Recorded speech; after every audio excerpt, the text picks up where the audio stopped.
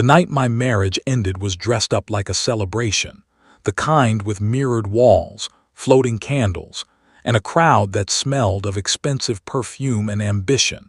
And when she placed the envelope in my hand, she did it with a smile practiced in front of cameras, not with the hands of a woman who had shared my bed for decades, but with the careful grace of someone closing a business deal.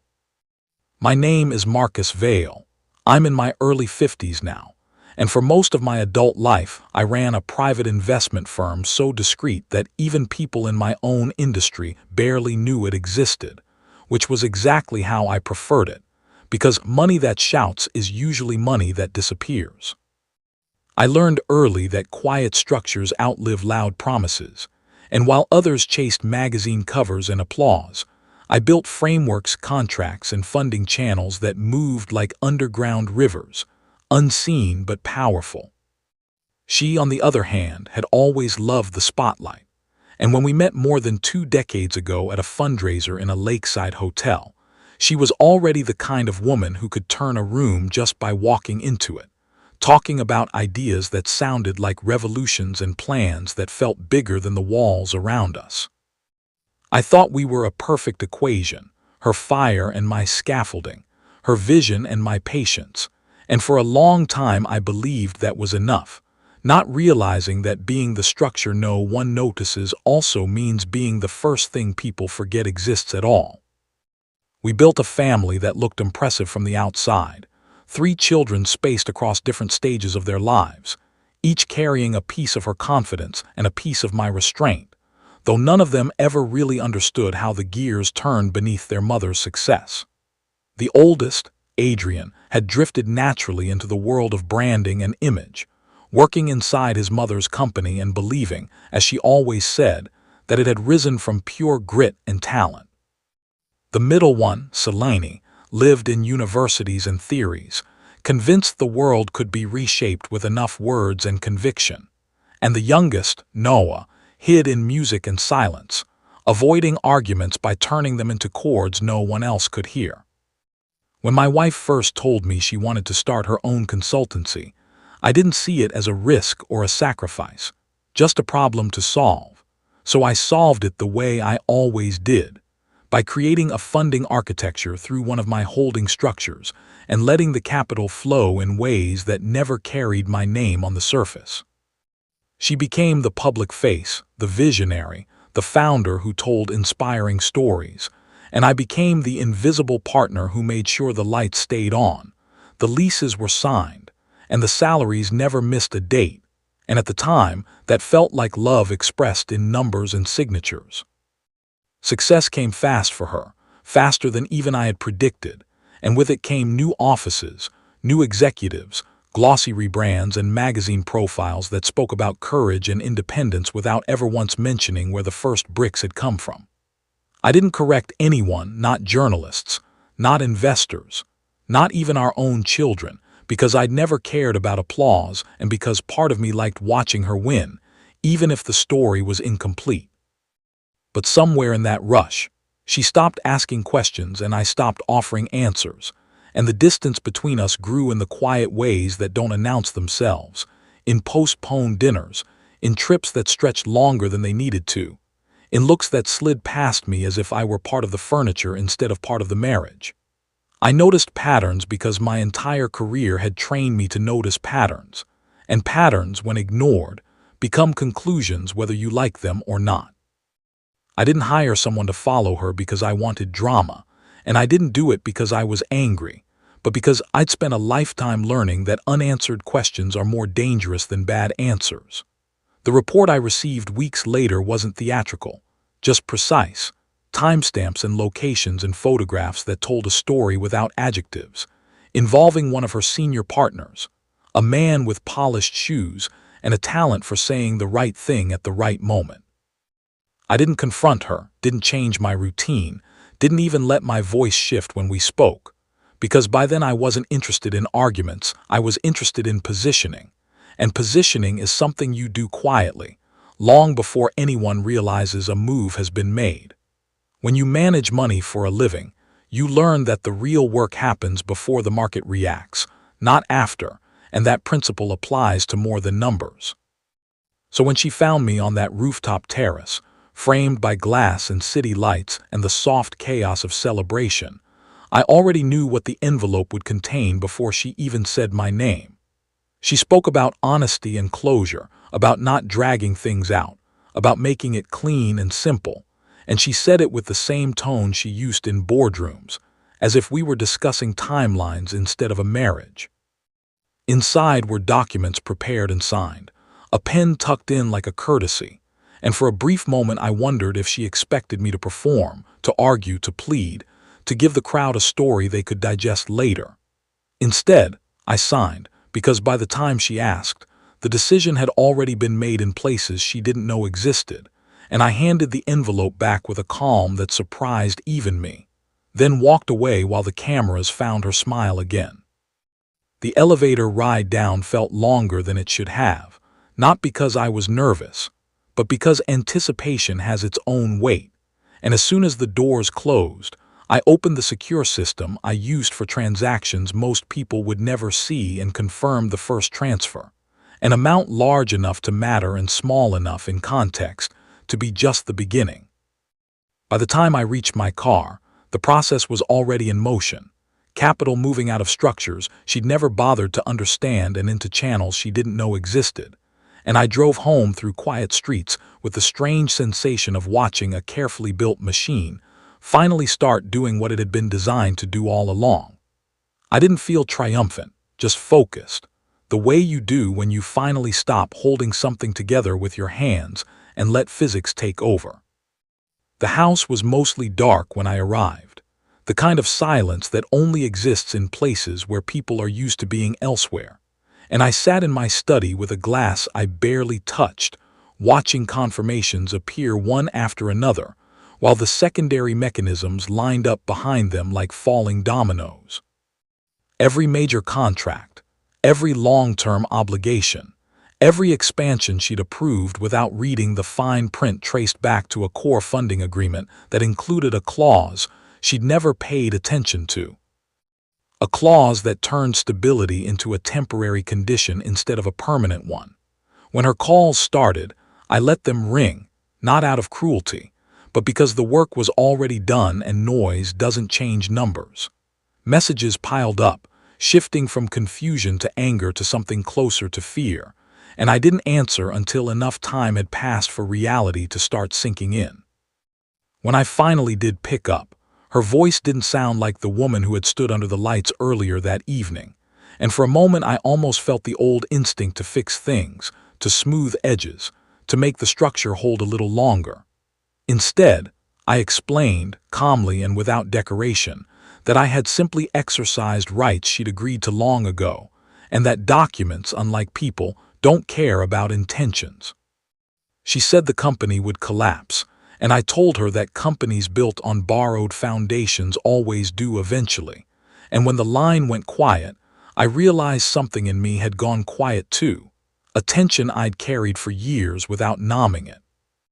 The first person to confront me wasn't her, but our son Adrian, who came home with anger still clinging to his suit and demanded to know why his mother was calling everyone she knew in a panic.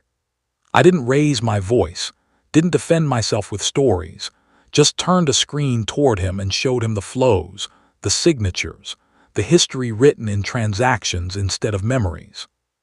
He looked at it for a long time without speaking, and in that silence I could see the version of his world he'd grown up with finally meeting the version that had always existed underneath it. And when he left, it wasn't in fury, but in the kind of confusion that only comes when certainty breaks all at once.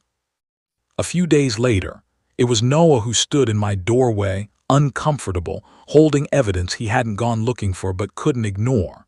And as I scrolled through conversations that mapped out plans and betrayals with unsettling efficiency, I felt not rage but confirmation, the last missing piece settling into place. I sent everything to my attorney, not as revenge, but as insurance, because I'd learned long ago that the best defense is always documentation. And by the end of that week, the story that had once been about a brilliant founder and her unstoppable rise was quietly turning into something else entirely. One memo, one leaked rumor, one withdrawn contract at a time. By the time the legal threats started arriving, thick with dramatic language and thin on substance, the structure was already doing what structures do when their core is removed, and even her own allies began to understand what she had refused to see for years. We met, eventually, in a room without cameras or applause, and she looked smaller there, not because she'd lost power, but because she'd finally realized how much of it she'd been borrowing. And when I told her the terms under which anything could continue to exist at all, I saw the same conflict in her eyes I'd seen in markets before, pride wrestling with survival, image fighting reality. And for the first time in a very long time, I wasn't the one compromising to keep the illusion intact. She didn't decide immediately, and I didn't expect her to, because decisions made from pride always take longer than decisions made from necessity. And when she finally called my attorney the next morning, the voice on the other end sounded like someone reading terms she never thought she'd have to accept. The statement was drafted carefully, not as a confession but as an acknowledgement, the kind of language that lets people save face while still telling the truth. And when it went public, it landed with less noise than she feared and more weight than she hoped, because the world moves on quickly but it doesn't forget easily. The company survived in a smaller, quieter form under new leadership, and she stayed attached to it like a footnote instead of a headline, which was, in its own way, a fair summary of how things had always been. The weeks that followed felt strange, not because they were dramatic, but because they were empty of the tension I'd grown used to measuring my days against, and I found myself noticing ordinary things again, like how quiet mornings can be when no one is rushing out the door, or how long an afternoon feels when you're not waiting for a phone to buzz. I sold the house that had once felt like a monument to stability and bought something smaller in a place where the horizon wasn't blocked by glass and concrete, and for the first time in years, I arranged my life around time instead of around obligations. Work continued, because it always does, but it stopped being the axis everything else revolved around, and I discovered that success, when it's no longer a performance, is a lot less noisy and a lot more satisfying. Adrian didn't talk to his mother about business anymore, and when he finally told me he was leaving her firm, he did it without drama, just a quiet statement of fact that sounded more like a correction than a rebellion. He started building something of his own, smaller and slower, and I noticed much more careful about where the money came from and how it was structured. And when he called to ask for advice, it was about decisions, not about safety nets, which told me more about his growth than any apology ever could. We didn't suddenly become close in a sentimental way, but there was a new respect in our conversations, the kind that doesn't need to be announced to be felt. Selene took longer to come around, not because she was stubborn, but because her world had always been built on narratives about power and fairness, and this situation refused to fit neatly into any of them. When she finally admitted that things were more complicated than she wanted them to be, it wasn't in a speech or an argument, but in a quiet moment in the kitchen when she said she'd been wrong to assume motives without understanding structures. And I realized then that some lessons don't come from lectures or books, but from watching consequences unfold in real time. She didn't suddenly agree with me about everything, but she stopped seeing the world in slogans, and that felt like progress. Noah, as always, said the least and observed the most, and when he left for music school, carrying more hope than luggage, he hugged me in a way that felt less like goodbye and more like a thank you he didn't want to put into words. He sent recordings instead of messages, little pieces of his life translated into sound, and every time I listened to them, I thought about how close I'd come to missing the quiet people in my own house because I was too busy being quiet myself in the wrong ways. The legal process ended the way most long, expensive stories do, not with a dramatic verdict but with a stack of signatures and a calendar date after which certain questions were no longer relevant. We didn't speak much after that. Not because there was hatred left, but because there was nothing left that needed to be negotiated, and in some strange way, that absence of unfinished business felt like the most honest ending we could have managed. I heard things through mutual acquaintances, about how she was learning to operate without assuming resources would appear when she needed them,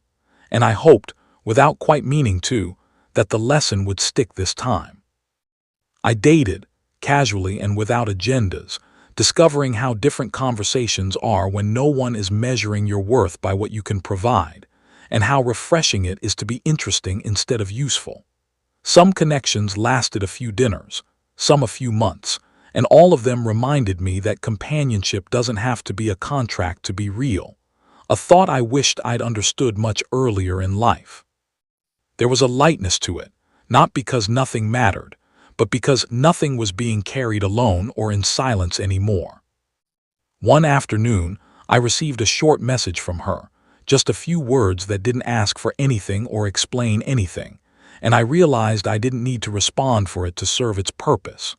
Closure isn't always a conversation. Sometimes it's just the absence of the urge to continue one. I deleted the message, not out of bitterness, but because I didn't want to turn a finished chapter into a footnote that kept rewriting itself. Work remained what it had always been, complex and demanding, but I approached it differently, building with the awareness that structures should support lives, not replace them, and that being invisible isn't the same as being indispensable.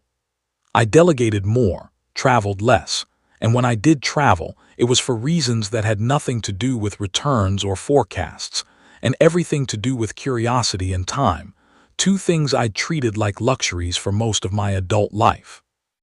One evening, sitting on a porch with a view that didn't belong to any skyline, Adrian called to tell me he was proud of what he was building and grateful for what he'd learned. And as we talked about mistakes in the abstract instead of the personal, I felt something settle into place that I hadn't known was still unsettled. It wasn't triumph or vindication, just a sense that the foundation I was standing on now was finally my own, built not to hold up someone else's story, but to carry the rest of mine, whatever shape it decided to take next.